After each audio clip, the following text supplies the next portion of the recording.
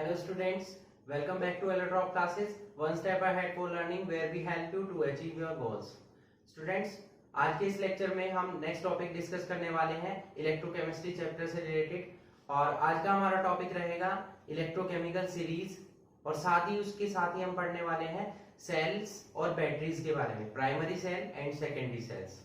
Okay, तो पहले हम स्टार्ट करेंगे इलेक्ट्रोकेमिकल सीरीज। इलेक्ट्रोकेमिकल सीरीज को हम इन शॉर्ट क्या बोल सकते हैं, ईसीएस। आपकी बुक्स में ये टेबल दी होगी, अभी मैं आपको एक्सप्लेन करने वाला हूं इसके इंपॉर्टेंट फीचर्स और साथ ही इसकी इंपॉर्टेंट एप्लीकेशंस। ठीक है, तो पहले हम पढ़ेंगे ईसीएस टेबल और उसके बाद हम पढ़ेंगे सेल्स और बैटरीज के बारे में। ओके, तो स्टार्ट करते हैं आज का लेक्चर।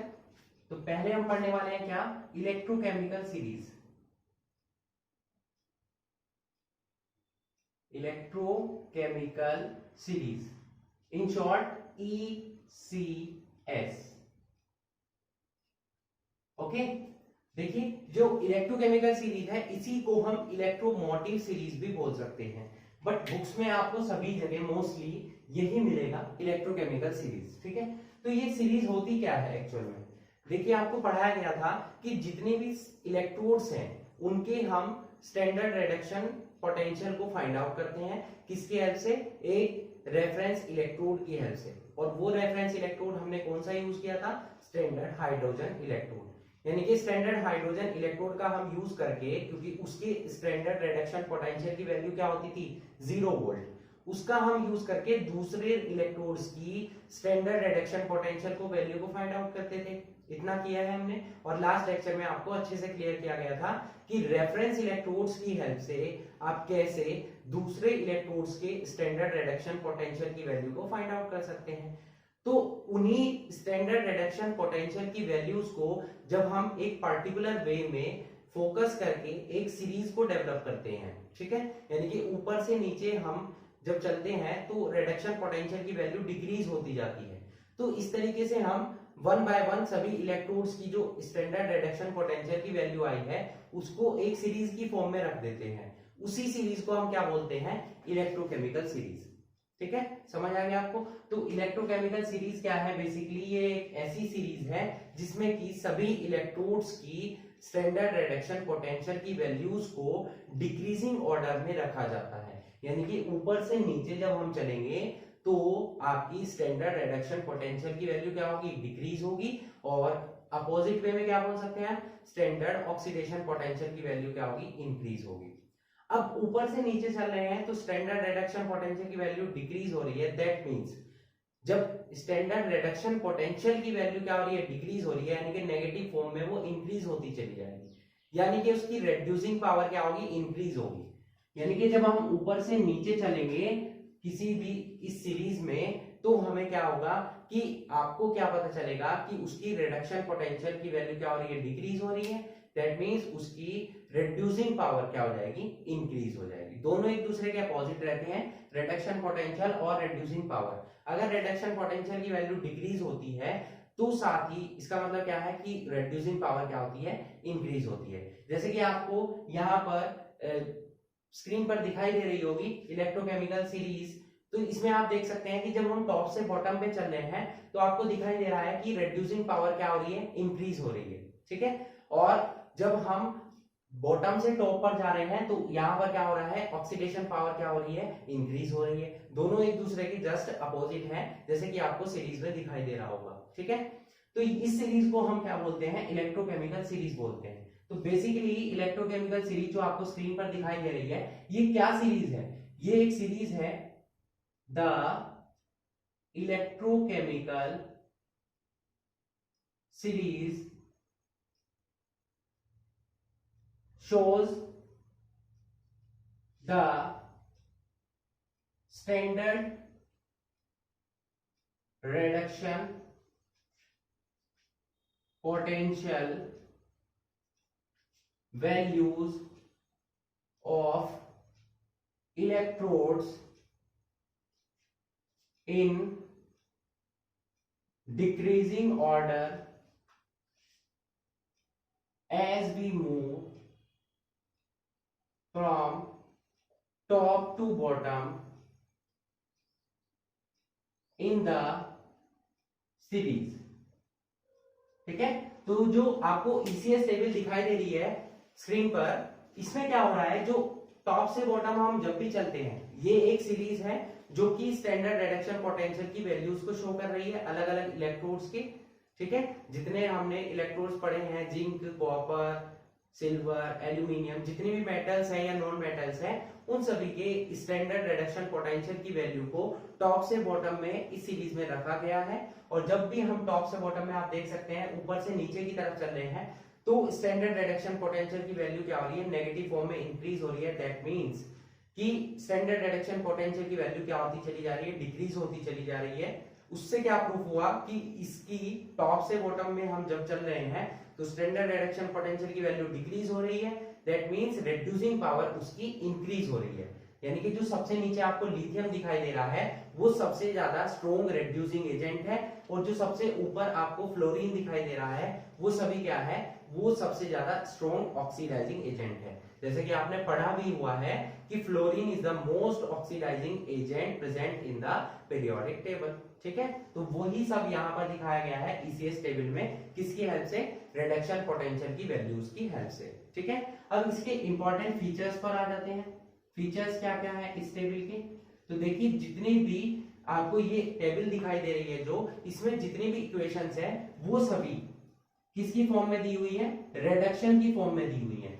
यानी कि इलेक्ट्रॉन्स का क्या होगा, हमेशा गेन होगा। जितनी भी आपको सीरीज में देखिए दो आपको दिखाई दे रही है जो सीरीज, उसमें क्या हो रहा है, हमेशा इलेक्ट्रॉन किस साइड में आ रहे हैं, लेफ्ट साइड में, वो प्लस फॉर्म में आ रहे हैं। ठीक है, राइट साइड में कहीं भी नहीं आ रहे। यानी कि जितनी भी आपको रिएक्शंस दिखाई दे रही है वो सभी कौन सी रिएक्शंस है, वो सभी रिडक्शन रिएक्शन है।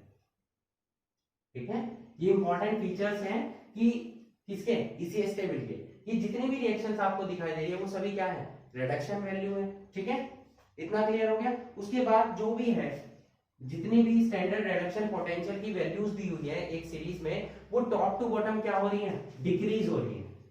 स्टैंडर्ड रिडक्शन पोटेंशियल की वैल्यू टॉप से बॉटम में चलने पर क्या हो रही है, डिक्रीज हो रही है। इसका मतलब क्या हो गया कि ऊपर से नीचे चलने पर रिड्यूसिंग पावर क्या हो रही है, यहाँ पर इंक्रीज हो रही है। ठीक है, यानी कि ऊपर से नीचे जब हम चल रहे हैं तो रिड्यूसिंग पावर इंक्रीज हो रही है। दैट मींस जो नीचे वाला, सबसे नीचे का जो आपको दिखाई दे रहा है एलिमेंट है लिथियम, वो क्या है, वो स्ट्रॉन्ग रिड्यूसिंग एजेंट है। और जो सबसे ऊपर दिखाई दे रहा है फ्लोरीन, वो क्या है यहाँ पर, वो है स्ट्रॉन्ग ऑक्सीडाइजिंग एजेंट। ठीक है, सेकंड पॉइंट क्लियर हो गया, यहाँ पर क्लियर हो गया।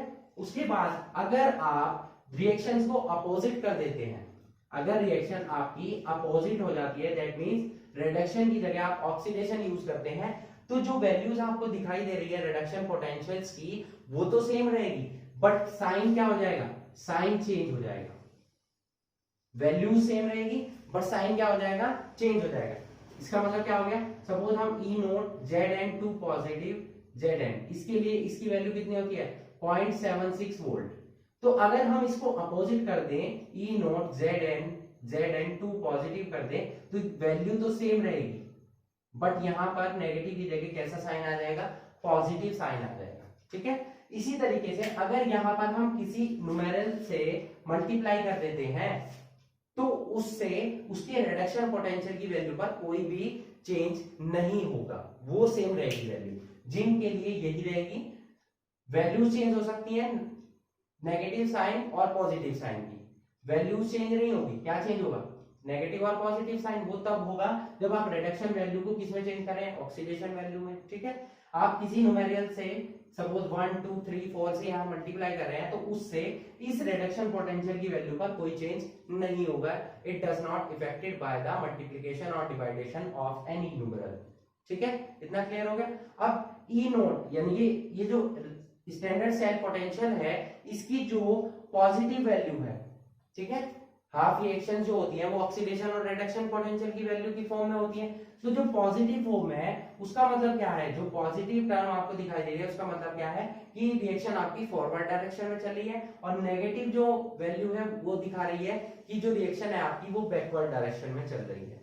ठीक है, तो ये कुछ इंपॉर्टेंट फीचर्स थे इलेक्ट्रोकेमिकल सीरीज से रिलेटेड। आई होप ये आपको अच्छे से क्लियर हो चुके होंगे। अब हम चलते हैं नेक्स्ट, इस इलेक्ट्रोकेमिकल सीरीज की एप्लीकेशंस पर, कहां पर इसका यूज होगा और एग्जाम में किस टाइप के क्वेश्चंस आपसे इस ईसीएस टेबल से रिलेटेड क्वेश्चंस पूछे जाएंगे। ठीक है, सो प्लीज नोट इट।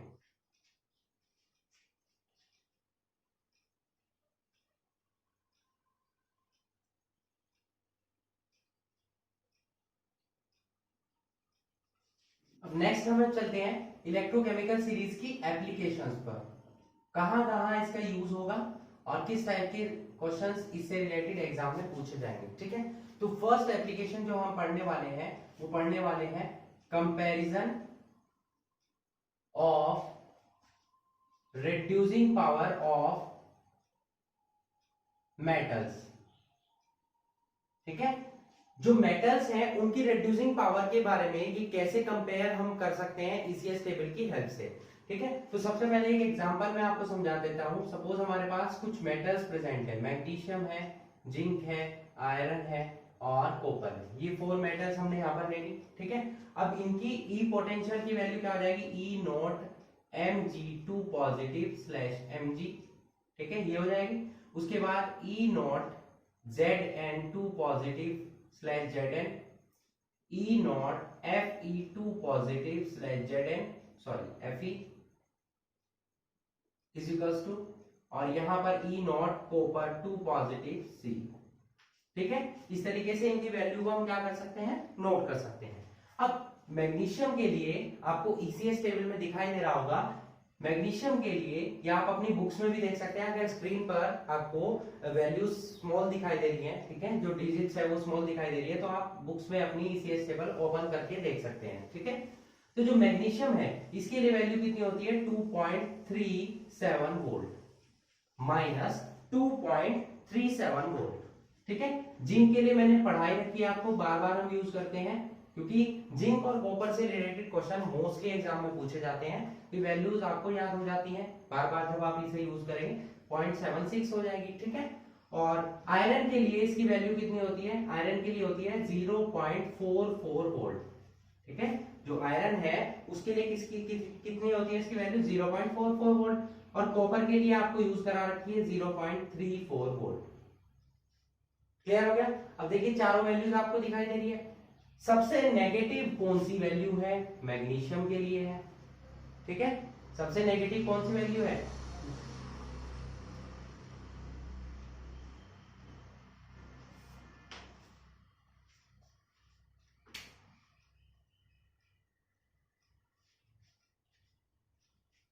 तो सबसे ज्यादा नेगेटिव वैल्यू आपको कौन सी दिखाई दे रही है, यहाँ पर मैग्नीशियम के लिए वैल्यू दिखाई दे रही है। दैट मींस इसकी रिड्यूसिंग पावर क्या होगी, सबसे ज्यादा होगी। मतलब ये इन सभी में इनकी रिड्यूसिंग पावर सबसे ज्यादा होगी। ये सबसे ज्यादा क्या होगा, रिड्यूसिंग एजेंट होगा। यानी कि अगर रिड्यूसिंग पावर की हम बात करें तो सबसे ज्यादा किसकी हो जाएगी, मैग्नीशियम की। देन उसके बाद कौन आएगा, जिंक, फिर आएगा आयरन, और लास्ट में आएगा हमारे पास कॉपर। इस तरीके से आप कंपेयर कर सकते हैं गिवन मेटल्स की रिड्यूसिंग पावर को। ठीक है, जस्ट इसी के अपोजिट अगर हम बात करें नॉन मेटल्स की, तो वहां पर हम किसको कंपेयर करेंगे, रिड्यूसिंग पावर की जगह हम किसको कंपेयर करेंगे, ऑक्सीडाइजिंग पावर को। ठीक है, तो वो इसका जस्ट अपोजिट होगा। यहां पर जितनी ज्यादा नेगेटिव वैल्यू होगी उसकी रिड्यूसिंग पावर उतनी ही ज्यादा होगी, और अगर यहां पर पॉजिटिव वैल्यू बढ़ने लग जाए तो इसका मतलब क्या हो जाएगा, उसकी ऑक्सीडेशन पावर क्या हो जाएगी, इंक्रीज हो जाएगी, जो किसकी होती है, मेटल्स की नहीं होती है, वो होती है नॉन मेटल्स की। ठीक है, तो नेक्स्ट पॉइंट हम पढ़ेंगे comparison of oxidising power of non metals. Second point क्या हो जाएगा हमारा, comparison of oxidising power of non metals.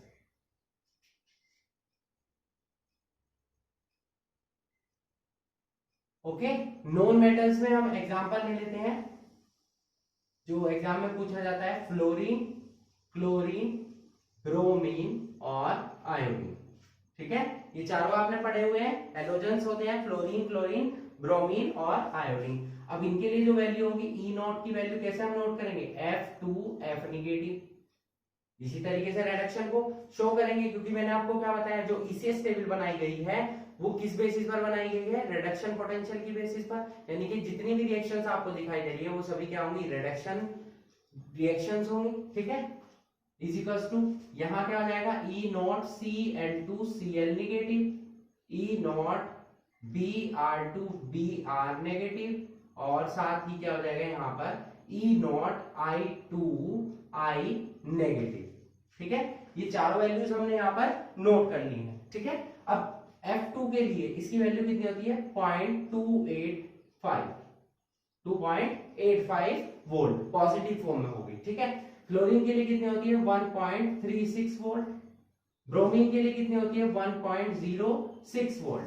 देखिए ये तीनों क्या है, पॉजिटिव फॉर्म में है, ठीक है। और लास्ट भी यहाँ पर क्या हो जाएगी 0.53 वोल्ट, ये भी किसके लिए हो जाएगी, आयोडीन के लिए हो जाएगी ये वैल्यू, ठीक है। तो चार वैल्यूज आपको दिखाई दे रही होंगी यहाँ पर 1 2 3 4, चारों वैल्यूज में आपको दिखाई दे रहा होगा पॉजिटिव वैल्यू आ रही है। तो पॉजिटिव का मतलब क्या हो रहा है, इनकी ऑक्सीडाइजिंग पावर क्या है, सबसे ज्यादा है। जैसे कि आपको ईसीएस टेबल में बताया गया कि बॉटम से अगर हम टॉप की तरफ चलते हैं तो ऑक्सीडाइजिंग पावर इंक्रीज होती है, और सबसे ज्यादा ऑक्सीडाइजिंग एजेंट कौन है हमारे पास, क्लोरीन, क्योंकि वो ईसीएस टेबल के टॉप पर प्रेजेंट है, उसकी जो ऑक्सीडेशन वैल्यू है वो सबसे ज्यादा है।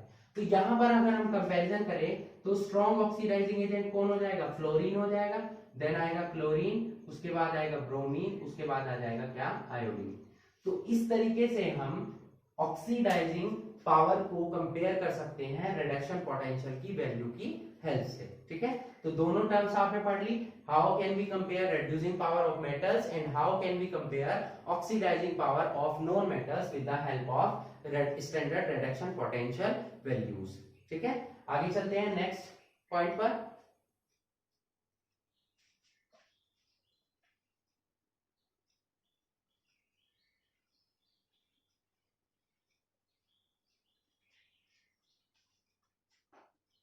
थर्ड पॉइंट है हमारा बच्चों डिस्प्लेसमेंट रिएक्शंस।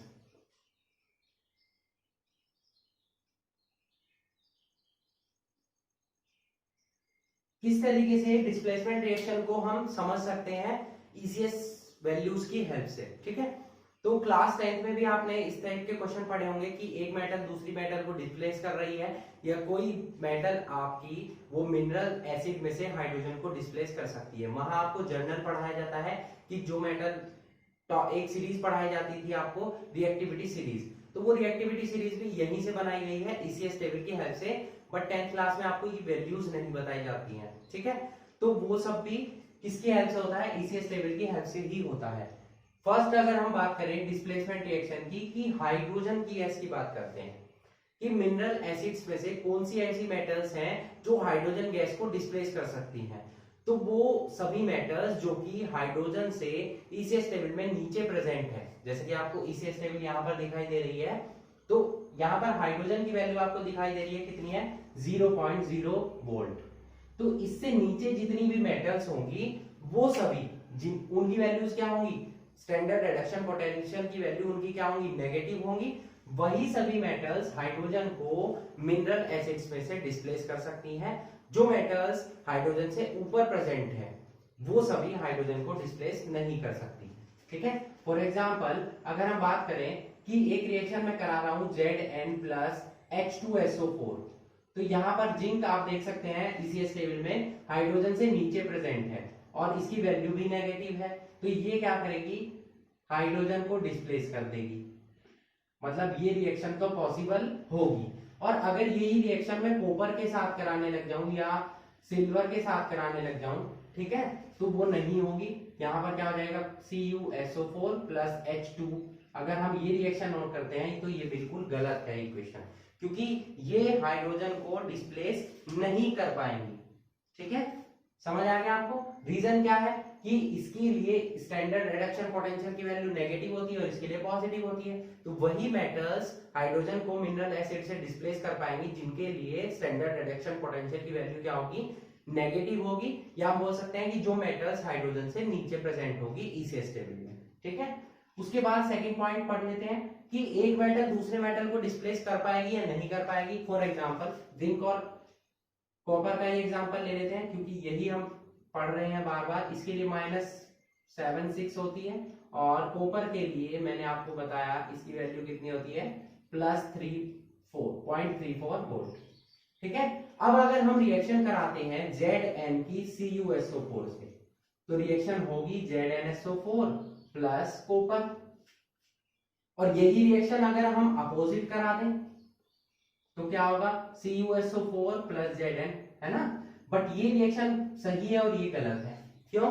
क्योंकि इसकी वैल्यू नेगेटिव है, तो ये स्ट्रॉन्ग रिड्यूसिंग एजेंट हुई। ठीक है, तो जिंक जो है कॉपर को डिस्प्लेस कर सकता है कॉपर सल्फेट सॉल्यूशन से, बट कॉपर जो है उसकी वैल्यू कैसी है? पॉजिटिव है, तो ये स्ट्रॉन्ग रिड्यूसिंग एजेंट नहीं हुई, ये क्या हुई? स्ट्रॉन्ग ऑक्सीडाइजिंग एजेंट हुई। तो ये कॉपर जो है वो जिंक सल्फेट सॉल्यूशन से जिंक को डिस्प्लेस नहीं कर पाएगी, दैट मींस ये रिएक्शन पॉसिबल नहीं होगी। ठीक है, समझ आ गया? अब नॉन मेटल्स की अगर हम बात करें तो उसके लिए ये वैल्यूज बिल्कुल अपोजिट होती हैं। जैसे यहाँ पर नेगेटिव वैल्यू होगी तो वो डिस्प्लेस कर पाएंगी, और पॉजिटिव होगी तो वो नॉन मेटल्स डिस्प्लेस कर पाएंगी। ठीक है, यानी कि अगर हम क्लोरीन की बात कर लेते हैं, यहाँ पर क्लोरीन और साथ में ले लेते हैं इसका कंपेयर कर लेते हैं हम किससे? आयोडीन से। ठीक है, एक एग्जांपल ले लिया हमने ऐसे ही। क्लोरीन की वैल्यू मैंने आपको बताई थी कितनी होती है? प्लस 1.06 वोल्ट, और इसके लिए प्लस 0.53 वोल्ट। ठीक है, अब इसकी वैल्यू पॉजिटिव है, इसकी वैल्यू क्या है? नेगेटिव है, सॉरी पॉजिटिव ही है दोनों की वैल्यू, बट यहाँ पर इसकी वैल्यू क्या है? ज्यादा है, और इसकी वैल्यू क्या है? कम है। तो यहाँ पर पॉजिटिव वैल्यू जितनी ज्यादा होगी ऑक्सीडाइजिंग के केस में, वो इजीली उसको डिस्प्लेस कर पाएगा। दूसरे जिसकी वैल्यू ऑक्सीडाइजिंग पावर क्या होगी? कम होगी, वो उसको डिस्प्लेस नहीं कर पाएगा। पॉजिटिव वैल्यू इंक्रीज होने का मतलब क्या है? उसकी ऑक्सीडाइजिंग पावर इंक्रीज हो रही है, और नेगेटिव वैल्यू इंक्रीज होने का मतलब क्या है? उसकी रिड्यूसिंग पावर इंक्रीज हो रही है। तो अगर हम क्लोरीन और आयोडीन की रिएक्शन करा दें यहाँ पर, तो रिएक्शन क्या हो जाएगी हमारी? देख लेते हैं। क्लोरीन का अगर हम एक एग्जांपल ले लेते हैं, क्लोरीन सॉल्यूशन सपोज हम ले लेते हैं KCl। ठीक है, और इसकी हम आयोडीन से रिएक्शन करा रहे हैं। ठीक है, KCl की हम आयोडीन से रिएक्शन करा रहे हैं, तो अगर मैं लिख दूं यहाँ पर 2Ki प्लस Cl2, और एक रिएक्शन में करा रहा हूं 2Ki plus Cl2 is equals to 2KCl plus I2। दोनों रिएक्शन आपको ऑलमोस्ट सिमिलर दिखाई देंगे, बट ये रिएक्शन पॉसिबल नहीं है, ये पॉसिबल है। उसका रीजन क्या है? क्लोरीन की ऑक्सीडाइजिंग पावर ज्यादा है, that means chlorine is the more oxidising power than iodine. ठीक है, तो ये इसको डिस्प्लेस कर सकता है, KCl में कन्वर्ट हो जाएगा, बट ये इसको डिस्प्लेस नहीं कर सकता क्योंकि इसकी ऑक्सीडाइजिंग पावर क्या है? इससे क्या है? कम है क्लोरीन से। समझ आ गया? समझ आया इतना? उसके बाद फिजिबिलिटी से रिलेटेड पॉइंट, फिजिबिलिटी।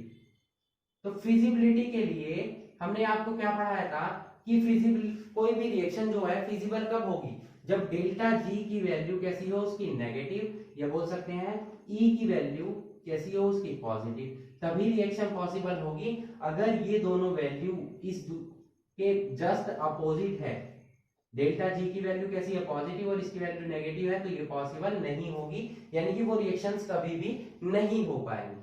ठीक है, तो ये थी important applications of electrochemical series, और साथ में पहले हमने पढ़ा इलेक्ट्रोकेमिकल सीरीज क्या होती हैं, उसके इंपॉर्टेंट फीचर्स के बारे में पढ़ा, और साथ ही उसकी इंपॉर्टेंट एप्लीकेशंस के बारे में पढ़ा। अब क्वेश्चंस क्या आ सकते हैं? आपको रिएक्शन दे दी जाएंगी, आपसे पूछ लिया जाएगा कि रिएक्शन पॉसिबल है या नहीं है, फिजिबल है या नहीं है, तो वो सभी इन्हीं के बेसिस पर आप बता सकते हैं। किसके बेसिस पर? स्टैंडर्ड रिडक्शन पोटेंशियल के वैल्यूज के बेसिस पर। ठीक है, तो जो मैंने क्वेश्चंस आपको बताए हैं, एग्जांपल मैंने लिए हैं, मोस्टली एग्जाम में यही पूछे जाते हैं, और इन्हीं की आप प्रैक्टिस करेंगे। साथ ही कुछ और क्वेश्चंस भी आप इन्वॉल्व कर सकते हैं इसके साथ में, बट बेस जो है सभी क्वेश्चंस का सेम रहेगा, और ECS टेबल आपको लर्न हो जानी चाहिए। कुछ पॉइंट्स लर्न हो जाने चाहिए जो कि मोस्टली यूज किए जाएंगे। ठीक है, पूरी टेबल किसी को याद नहीं होती है, बट कुछ इंपॉर्टेंट फैक्ट्स हैं जो आपको लर्न होने चाहिए। जो मैंने आपको बताया वो तो आपको लर्न होने ही चाहिए। ठीक है, तभी इस टॉपिक से रिलेटेड क्वेश्चन एग्जाम में पूछा जाएगा तो आप उसको कर पाएंगे। ठीक है, तो यहाँ पर हमारा ECS टेबल का तो टॉपिक कंप्लीट हो जाता है। अब हम नेक्स्ट चलेंगे सेल्स और बैटरीज पढ़ने वाले। Okay, so please note it.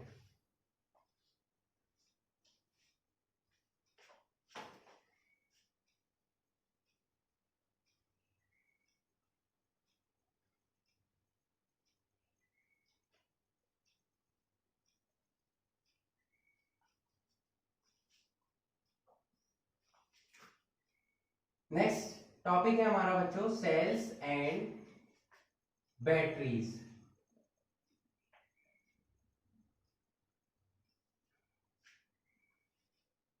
देखिए जो सेल्स होती हैं, मैंने आपको क्या पढ़ाया, वो केमिकल एनर्जी को किसमें कन्वर्ट करती हैं? इलेक्ट्रिकल एनर्जी में। जितनी भी सेल्स और बैटरीज हम यूज कर रहे हैं, गैल्वेनिक सेल और वोल्टाइक सेल, वो सभी क्या कर रही हैं, वो सभी केमिकल एनर्जी को कन्वर्ट करती हैं इलेक्ट्रिकल एनर्जी में। ठीक है, ये आपने पढ़ा हुआ है। और बैटरीज क्या होती है, बैटरीज जो है वो कॉम्बिनेशन होती है बहुत सारी सेल्स का। वो 2 सेल भी हो सकती है, 3 सेल भी हो सकती है, 4 सेल भी हो सकती हैं। और जब हम इन सेल्स को या तो सीरीज में या पैरेलली या दोनों के कॉम्बिनेशन की फॉर्म में अटैच करते हैं तो हमें क्या मिल जाती है, बैटरीज मिल जाती है।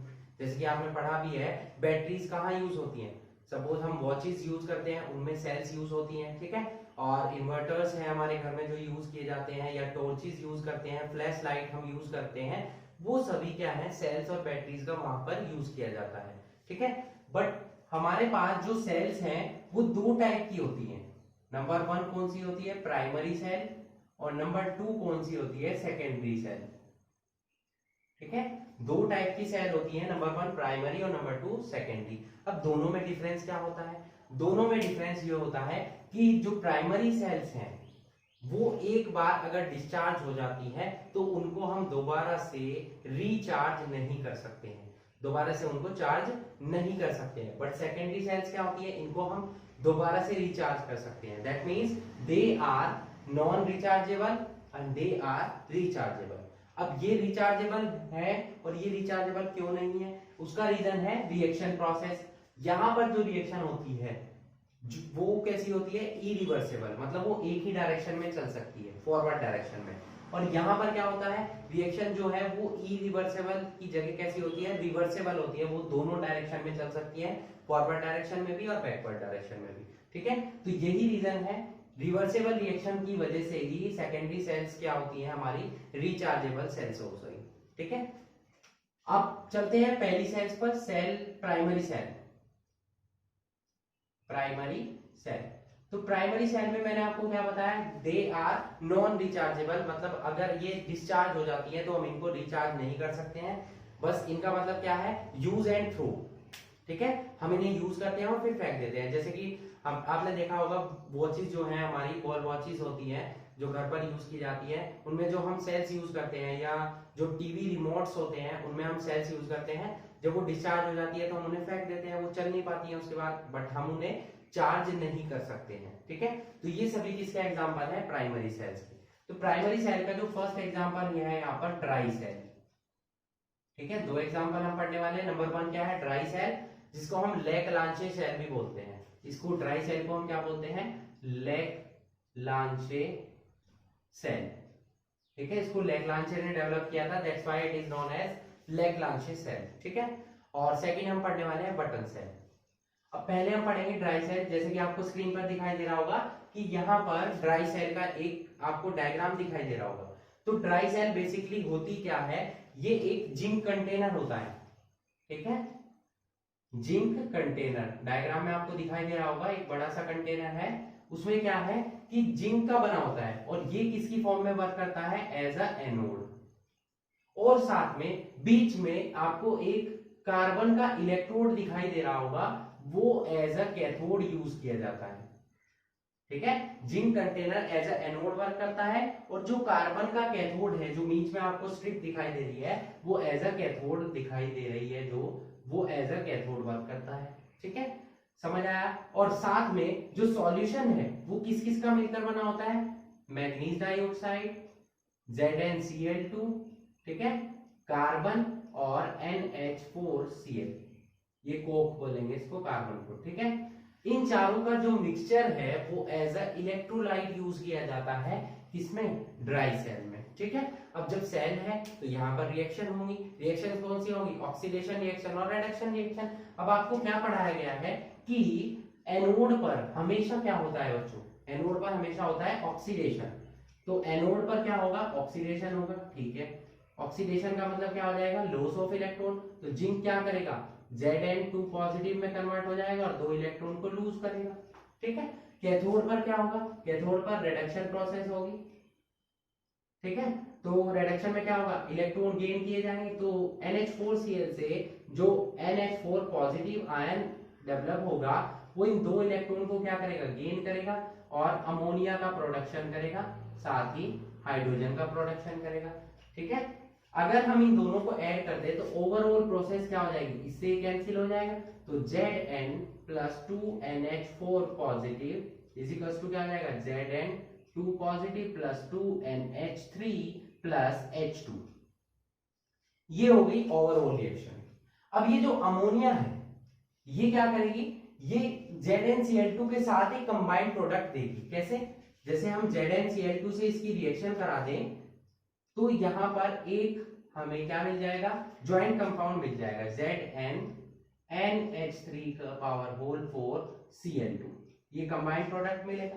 ठीक है, साथ ही जो हाइड्रोजन प्रोड्यूस हुई है वो भी रिएक्शन करती है किससे, MnO से। ये जो हमने यूज किया है मैग्नीज डाइऑक्साइड, इससे ये रिएक्शन करेगी MnO2 से।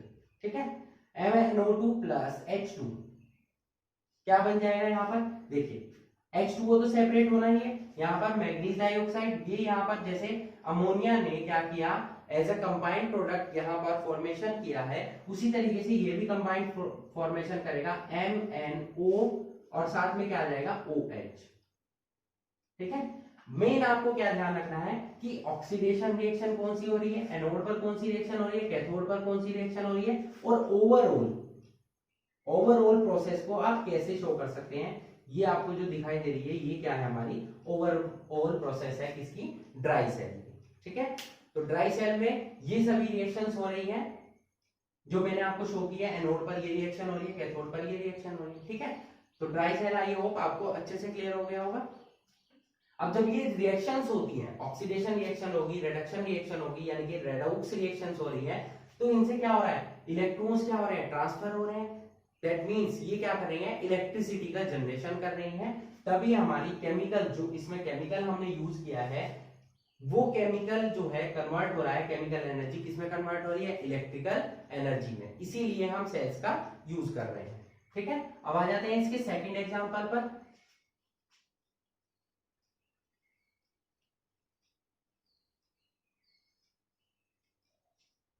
सेकंड एग्जांपल है हमारा button cell. Button cell, button cell क्या है, ये बटन टाइप की होती है, जैसे कि हम वॉचेस में यूज करते हैं या जो हम फ्लैश लाइट्स वगैरह यूज करते हैं, मोबाइल में भी फ्लैश लाइट होती है, वहां पर क्या है कि बटन सेल यूज हो रही है। ठीक है, टॉर्चेस है उनमें हम यूज कर रहे हैं, उन सेल्स को हम क्या बोलते हैं, बटन सेल बोलते हैं। अब इनमें क्या रिएक्शन होती है, जैसे कि आपको स्क्रीन पर दिखाई दे रहा होगा डायग्राम में यहाँ पर हमने बटन एक सेल का एग्जांपल लिया है। अब यहाँ पर एनोड में क्या होता है, एनोड एज अ एनोड क्या वर्क करता है, एज अ कैथोड क्या वर्क करता है, और एज अ इलेक्ट्रोलाइट क्या वर्क करता है, ये आपको देखना है। ठीक है, बटन सेल में एनोड क्या होता है, कैथोड क्या होता है, और इलेक्ट्रोलाइट क्या होता है। तो एनोड जो यहाँ पर यूज किया जाता है वो जिंक अम्लगम यूज किया जाता है। क्या यूज किया जाता है, जिंक अम्लगम। कैथोड में क्या यूज किया जाता है, यहाँ पर HgO और कोक का पेस्ट यूज किया जाता है। HgO और कोक दोनों का पेस्ट यहाँ पर हम यूज करते हैं एज अ कैथोड। ठीक है, समझ आ गया इतना आपको। उसके बाद इलेक्ट्रोलाइट में क्या यूज होता है, जिंक ऑक्साइड और पोटेशियम हाइड्रोक्साइड, इन दोनों का पेस्ट यहाँ पर एज अ इलेक्ट्रोलाइट, जो इलेक्ट्रोलाइट है वो इन दोनों का पेस्ट यूज किया जाता है। ठीक है, डायग्राम में आपको दिखाई दे रहा होगा। अब यहाँ पर रिएक्शंस वही सब रिएक्शन होगी, एनोड पर रिएक्शन होगी ऑक्सीडेशन रिएक्शन, और कैथोड पर होगी हमारी रिडक्शन रिएक्शन। तो एट एनोड की अगर हम बात करते हैं कि एनोड पर कौन सी रिएक्शन होती है, और एट कैथोड पर कौन सी रिएक्शन होती है, और ओवरऑल, ठीक है, ओवरऑल कौन सी रिएक्शन होगी। ओके, तो यहां पर एनोड पर कौन सी रिएक्शन होगी बच्चों, एनोड पर ये जो जिंक अम्लगम है, जिंक अम्लगम का जो जिंक वाला पार्ट है वो क्या करेगा, पेस्ट, क्योंकि जिंक ऑक्साइड से तो ये रिएक्शन करेगा नहीं क्योंकि जिंक दोनों में मेटल सेम है। पोटेशियम हाइड्रोक्साइड से जो OH निगेटिव आयन आ रहा है उसके थ्रू यहाँ पर ऑक्सीडेशन प्रोसेस होगी। क्या होगा, जिंक जो है वो कन्वर्ट हो जाएगा किसमें, जिंक ऑक्साइड में। ठीक है, इसका ऑक्सीडेशन हो जाएगा, प्लस H2O और प्लस क्या हो जाएगा, 2 इलेक्ट्रॉन रिलीज होंगे। अब यही 2 इलेक्ट्रॉन क्या हो जाएंगे, कैथोड पर जो रिएक्शन होगी वहां यूज हो जाएंगे। कैथोड पर क्या है हमारे पास, HgO यूज हो रहा है। ठीक है, तो HgO क्या करेगा, इन दोनों इलेक्ट्रॉन्स को क्या करेगा, गेन करेगा, ठीक है, और कन्वर्ट हो जाएगा किसमें, मरकरी मेटल में, जो कि आगे फिर से अम्लगम की फॉर्म में हम यूज कर सकते हैं, और किसमें कन्वर्ट हो जाएगा, फिर यहां पर आ जाएगा 2OH नेगेटिव। अगर हम दोनों रिएक्शन को ओवरऑल प्लस कर दें यहां पर, तो 2 इलेक्ट्रॉन कैंसिल हो जाएंगे, वाटर कैंसिल हो जाएगा, OH नेगेटिव आयन कैंसिल हो जाएंगे, क्या बचेगा, Zn सॉलिड फॉर्म में, HgO ये भी सॉलिड फॉर्म में, और ये कन्वर्ट हो जाएगा किसमें, जिंक ऑक्साइड में प्लस मरकरी मेटल, ठीक है, क्लियर हो गया। तो यहां पर जो रिएक्शन होगी वो ये होगी overall process in the button cell, ठीक है, समझ आया आपको। अब चलते हैं हम किस पर, सेकेंडरी सेल्स पर।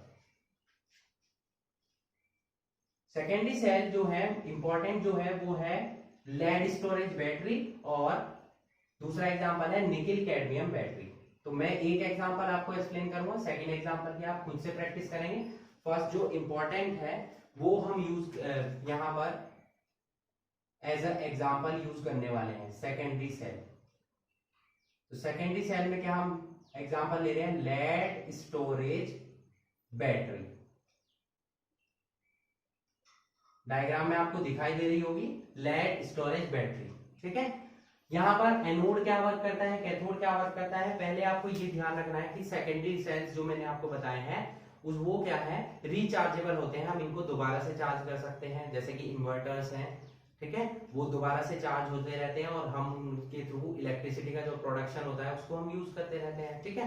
तो वहां पर रिएक्शंस कौन सी होती है, वहां पर होती है रिवर्सेबल रिएक्शन।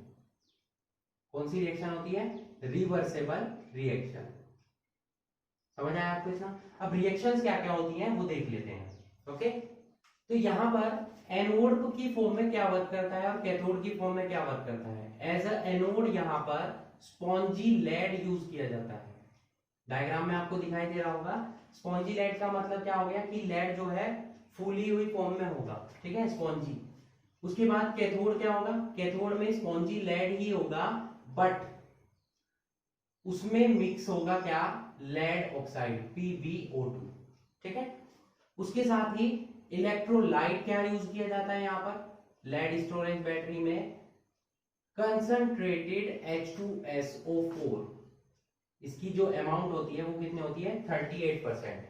जो इन्वर्टर्स में आपने सुना भी होगा एसिड यूज किया जाता है, वो एसिड कौन सा होता है, कंसंट्रेटेड H2SO4, ठीक है, क्योंकि सबसे ज्यादा स्ट्रॉन्ग एसिड यही होता है, इलेक्ट्रिसिटी का प्रोडक्शन इससे ज्यादा अमाउंट में होता है। अब आ जाते हैं इनकी रिएक्शन पर, एनोड पर कौन सी रिएक्शन होगी और कैथोड पर। तो एनोड पर मैंने आपको क्या पढ़ाया हुआ है, हमेशा क्या होता है, ऑक्सीडेशन। तो लेड जो है वो ऑक्सीडाइज फॉर्म में आ जाएगा, Pb2 positive plus 2 electron gain करेगा। अभी जो Pb2 पॉजिटिव है, जो H2SO4 से SO4 double negative ion develop होगा, उसके साथ रिएक्शन करके व्हाइट रेसिड्यू का फॉर्मेशन कर लेगा PbSO4 का, ठीक है। तो इसको अगर हम दोनों रिएक्शन को ऐड कर दें तो ओवरऑल क्या आ जाएगा, PbS प्लस, ये तो कैंसिल हो जाएगा इससे, ठीक है, plus SO4 double negative is equal to क्या आ जाएगा, PbSO4 प्लस 2 इलेक्ट्रॉन। एनोड पर ये रिएक्शन होगी, ठीक है। रिएक्शन दो पार्ट में होगी, पहले क्या होगा, Pb कन्वर्ट हो जाएगा इलेक्ट्रॉन को डोनेट करके किसमें, अपनी ऑक्सीडाइज्ड फॉर्म में आ जाएगा Pb2 पॉजिटिव। अब क्योंकि यहाँ पर H2SO4 है तो उससे डेवलप हो रहा है क्या, SO4 डबल नेगेटिव आयन, तो यहाँ पर क्या बन जाएगा, PbSO4, ठीक है। अब कैथोड पर कौन सी रिएक्शन होगी, कैथोड पर मैंने आपको क्या बताया कि PbO2 यूज किया जाएगा स्पॉन्जी लेड के साथ। तो यही PbO2 लेड ऑक्साइड किससे रिएक्शन करेगा, SO4 डबल निगेटिव, क्योंकि H2SO4 वहां पर भी है, और H पॉजिटिव आ जाएगा H2SO4 से 2 इलेक्ट्रॉन, किसका प्रोडक्शन होगा, यहां देख लेते हैं हम क्या बन जाएगा। एक तो बन जाएगा PbSO4, क्योंकि Pb और PbSO4 यहां पर डेवलप हो जाएगा, ठीक है। साथ ही क्या बनेंगे, देखिए यहां पर क्या है, H पॉजिटिव है, इलेक्ट्रॉन तो ये क्या हो जाएंगे, मैनेज हो जाएंगे, 2 इलेक्ट्रॉन यहाँ पर है, 2 इलेक्ट्रॉन 4 नेगेटिव 4 पॉजिटिव यहाँ पर इजीली क्या हो जाएंगे, मैच हो जाएंगे, प्लस क्या बन जाएगा 2H2O, ठीक है। अब इन दोनों रिएक्शन को ओवरऑल अगर हम प्लस कर देते हैं तो क्या रिएक्शन आ जाएगी, PbO2, ठीक है, प्लस यहां देखिए Pb ये SO4 तो इससे रिएक्शन करेगा, ठीक है। SO4 क्या आ जाएगा, H2SO4, 2 SO4 नेगेटिव हो गए यहाँ पर, और यहाँ क्या हो जाएगा 4H पॉजिटिव, तो दोनों मिलकर क्या बना लेंगे 2H2SO4, ठीक है। भाई हाइड्रोजन क्या है यहाँ पर बैच हो गई, देखिए 2 2 जा 4 हाइड्रोजन, और SO4 कितने हो गए 2, तो दोनों ने क्या बना लिया H2SO4। साथ में क्या थी यहाँ पर, कौन सी मेटल थी, सॉलिड मेटल यानी कि लेड। तो ओवरऑल PbO2 रिएक्शन किससे करेगा, PbSA प्लस H2SO4 से, ठीक है। किसका फॉर्मेशन होगा, देखिए 2 यहाँ पर Pb हो गए और 2 ही H2SO4 हो गए, तो किसका फॉर्मेशन होगा 2PbSO4 का। चाहे आप जो ऊपर से रिएक्शन है उसको भी ऐड कर सकते हैं, दोनों इलेक्ट्रॉन यहाँ पर कैंसिल हो जाएंगे और प्लस बनेगा 2H2O, ठीक है। समझ आया आपको इतना। अब यहां ध्यान दीजिए कि अब क्या होगा, ये रिचार्जेबल कैसे हैं, जितना भी H2SO4 यूज होगा उतना ही वाटर का प्रोडक्शन होगा, मतलब जो H2SO4 की स्पेसिफिक ग्रेविटी है वो डिक्रीज हो जाएगी, जब वो यूज होगा तो उसकी स्पेसिफिक ग्रेविटी क्या हो जाएगी, डिक्रीज हो जाएगी, और वाटर क्या होगा, वाटर का फॉर्मेशन होगा। तो जैसे ही स्पेसिफिक ग्रेविटी क्या होगी, डिक्रीज होगी H2SO4 की, वैसे ही क्या होगा, बैटरी जो है चार्ज होनी स्टार्ट हो जाएगी, ठीक है। तो इस तरीके से सेकेंडरी सेल जो है, लेड स्टोरेज बैटरी जो है वो रिचार्जेबल है, उसमें रिवर्सेबल प्रोसेस होती है, दोनों साइड में रिएक्शन होगी और वो बैटरी रिचार्ज हो जाएगी, ठीक है। ओके स्टूडेंट्स, तो ये था आज का हमारा topic, electrochemical series, ECS table and cells and batteries. I hope आज का लेक्चर में जो कुछ भी आपको पढ़ाया गया है वो आपको अच्छे से क्लियर हो चुका होगा, और अगर इस टॉपिक से रिलेटेड एग्जाम में क्वेश्चन आते हैं तो आप उनको इजीली सॉल्व कर पाएंगे। Okay, so that's it for today. Hope you enjoyed the video and thanks for watching.